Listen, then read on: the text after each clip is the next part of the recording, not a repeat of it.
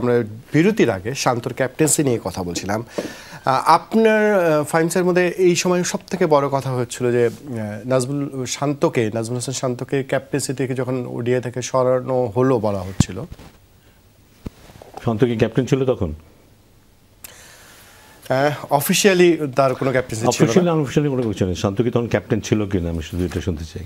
না, শান্ত ক্যাপ্টেন ছিল। চ্যাম্পিয়ন্স ট্রফিতে শান্তকে ক্যাপ্টেন্সি দেওয়া হচ্ছিল। তারপরে আমাদের কোনো ওডিআই ক্যাপ্টেন ছিল না। সো এই যে এই কথাটা আসে যে তাকে ক্যাপ্টেন্সি থেকে সরিয়ে দেওয়া হলো তার সাথে আলাপ না করে, there was no captain। আপনি বলতে চাচ্ছেন যেহেতু তিনি ক্যাপ্টেনই ছিলেন না তাকে সরানোর প্রশ্ন আসে না, তাই তো? সরানোর প্রশ্নই আসে না। আমি এখানে একটু যদি যখন নাজমুল শান্ত যে টেস্টের প্রেস কনফারেন্স করে ফিরলেন বোর্ডে, তখন ফিল্ড সিমন্স ওয়েট করছিলেন তার সঙ্গে, যেটা শুনতে পেরেছি যে ওডিআই দলটা ঠিক করবার জন্য। সাধারণত ক্যাপ্টেন্সি ঘোষণা না করলেও আমরা যিনি সবশেষ ক্যাপ্টেন থাকে তাকে আমরা ধরে নিই। প্রেস কনফারেন্স তো আমরা তাই বলি। আমরা কি বলবো যে সাবেক ওডিআই ক্যাপ্টেন শান্ত? নিশ্চয় আমরা বলবো তাকে ক্যাপ্টেনই। মানে এইটা একটা রীতি, কাগজে কলমে নিশ্চিত শান্ত ক্যাপ্টেন ছিল না, আমি স্বীকার করে নিচ্ছি। ওই রীতিটা থেকেই যদি বলছি এক্সপেকটেশনটা থাকে না। শান্ত তো মনে করতেই পারে যে আমি ক্যাপ্টেন ছিলাম, হয়তো আমাকেই আবার ইয়ে করবে, সেটা ভাবতেই পারে, তার is nothing wrong with that. But board তো এটা ভাবতেই পারে যে আমরা এখন থেকে কাকে দিতে চাই, কি করতে চাই ভাবতে পারি, কারণ আমাদের এখন ক্যাপ্টেন নেই। বোর্ড শান্তকেও দিতে পারতো এটা, কিন্তু সেটা করলেও কিন্তু আবার অ্যানাউন্স করতে হতো কিন্তু যে শান্ত আবার শান্তকে ক্যাপ্টেন্সি দেওয়া হচ্ছে। সেই আলোচনাটা আপনি তার সঙ্গে করতে পারতেন না? মানে না, আমাদের কোনো ক্যাপ্টেনই তো নেই। সো একটা মিটিং হয়েছে এবং সেখানে সিদ্ধান্ত হয়েছে কাউকে ক্যাপ্টেন্সি দেওয়া হবে, এবং তারপরে শান্তকে জানানোর সবচেয়ে বড় কারণ হলো যে শান্ত ক্যাপ্টেন ছিল, সেই জন্য শান্তকে জানানোর প্রয়োজন। দেখো, this is what has been decided. সেই রেসপেক্টটা দিয়েই তাকে জানানো হয়েছে যে এটা সিদ্ধান্ত নেওয়া হয়েছে যে এই ক্যাপ্টেন হবে, এক বছর জন্য তাকে ক্যাপ্টেন্সি দেওয়া হচ্ছে। ফাহিমের কাছে আমার একটা প্রশ্ন আর কি, এই প্রাসঙ্গিক বিষয়।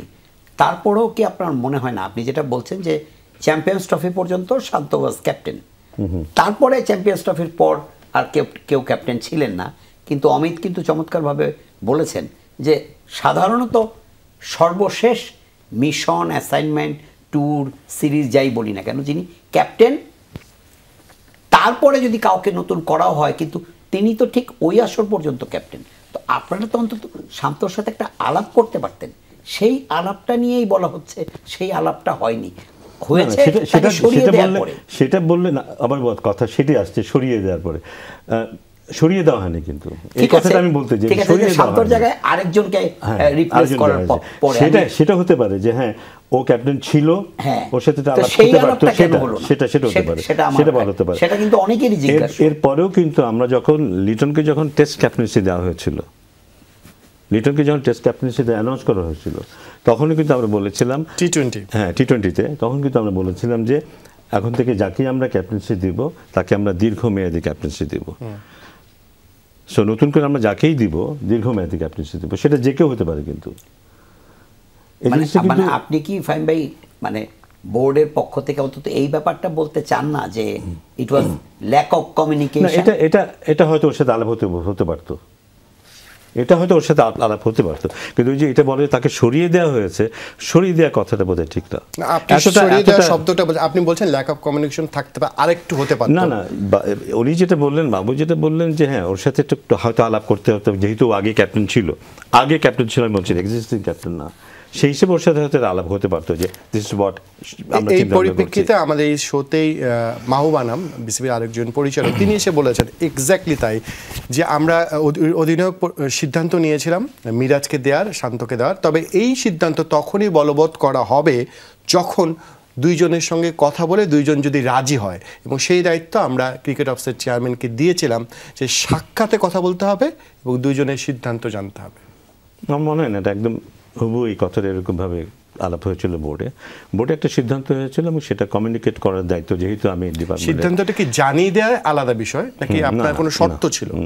না, কোনো শর্ত ছিল না, মানে সিদ্ধান্তটা আমি সিদ্ধান্তটা জানাবো, সেটাই। হ্যাঁ, এটা সিদ্ধান্ত হয়েছে, সিদ্ধান্তটা জানাবো আমি ওদেরকে, এবং এই জন্য প্রথমেই শান্তকে জানিয়েছিলাম সেই সিদ্ধান্তটা আপনি যদি 4টা 4:30টায় জানান, আমরা মেইল যতটুকু পেয়েছি আমরা বোধহয় রাতের দিকে 8টার কাছাকাছি সময়, সেটা এত দেরি হলো কেন? মিডিয়ায় তার আগে বাইরে চলে আসলো, তাতে হচ্ছে যে একটা পরিবেশ ক্রিয়েট হয়ে যায়। আমরা যদি ডিসিশনটা নিয়েই ফেলেছেন অ্যাজ আর্লি অ্যাজ পসিবল জানালে সেটা সবার জন্য জানাতে পারতো। আমার মনে হয় না যে অনেক দেরি করে ফেলেছে, তার মনে হয় না। কয়েক ঘন্টার মধ্যে এই জিনিসটা পাবলিক হয়েছে বা প্রেস রিলিজ দেওয়া হয়েছে। দেরিতে জানানো হবে এরকম কোনো সিদ্ধান্ত ছিল? নো, এটা বোর্ডের সিদ্ধান্ত হয়েছে। কনসার্ন যারা ছিলেন তাদেরকে জানানো হয়েছে, কোচকেও জানানো হয়েছে, তারপর এটা প্রেসে গেছে এবং প্রেস এটা জানতে পেরেছে। ওকে, তারপর এখন কি শান্তর সাথে আপনি কথা বলবেন ভবিষ্যতে টেস্টে ফিরিয়ে আনা যায় কিনা শান্তকে, এরকম কিছু বলতে পারি?